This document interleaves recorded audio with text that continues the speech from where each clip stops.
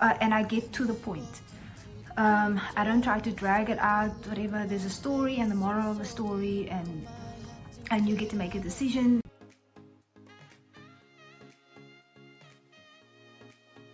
Okay, so the English one is available on various platforms. It's on Amazon, and it's available as an ebook and as a paperback, so a hard copy that you can order, and then you obviously pay for the shipping fees.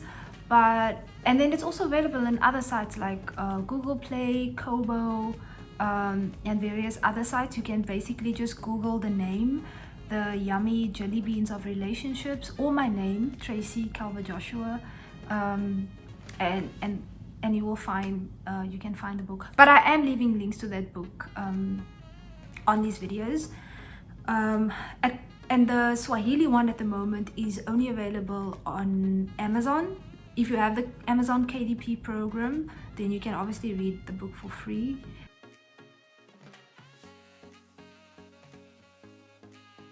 It's a short book.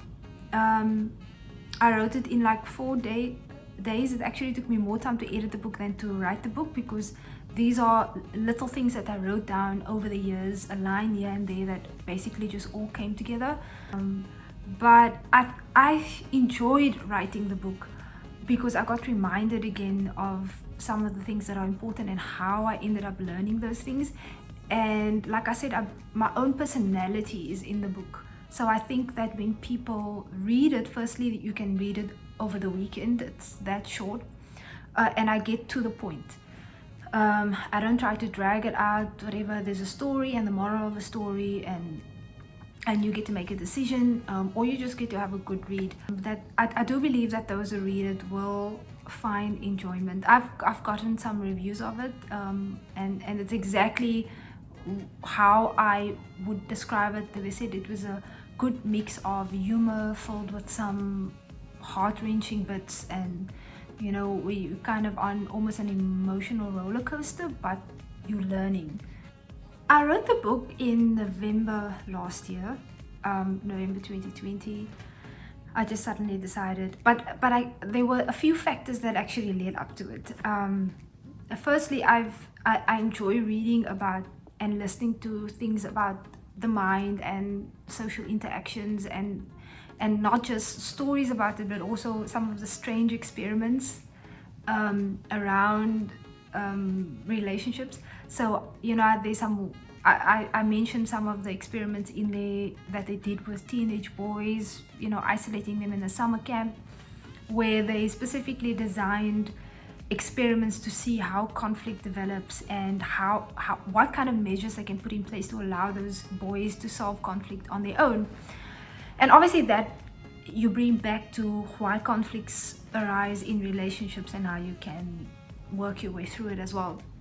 But I've had a few people tell me over the years, you should write a book, and I think it was just somewhere always at the back of my mind when the first person said it. But I think what pushed me over the edge, probably not a good way to say it, but I don't know if Karen Orenser gets to watch this, but Karen Orenser on Facebook actually asked a question sometime in 2020 about what makes strong relationships.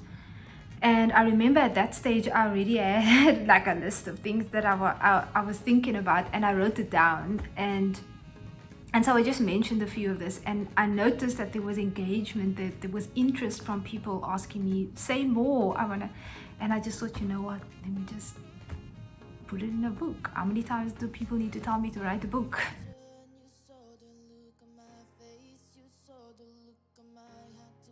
It's a good mixture of funny stories, but when you peel the layers apart, you start to see the red flags. But it's also about the usual struggles that couples face in trying to understand each other, in knowing when to be lenient and hold back, and when to push for what you want. One of the things that I mentioned in here is the common mistakes. And here's the thing, it happens so early on. It's not just subtle, but it happens early.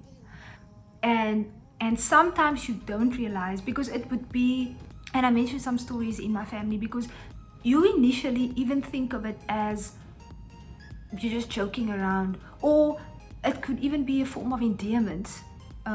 where you just say something in a certain way, but at the end of the day that becomes normal behavior, and then the things, the way you speak to each other after a few years is no longer the same. The way you look at each other, and I mean literally the way you look at each other changes. And it's also about insight into why exactly you were paired with that person. And spoiler alert, it's not because they needed you.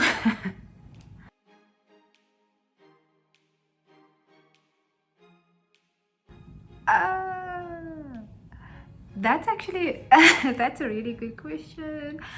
I would say that I make more mistakes in the relationship, but if I think about it, I think Larry gets into trouble more. I don't know how that happened. I think maybe we as women don't fight fair. Well, that's crazy.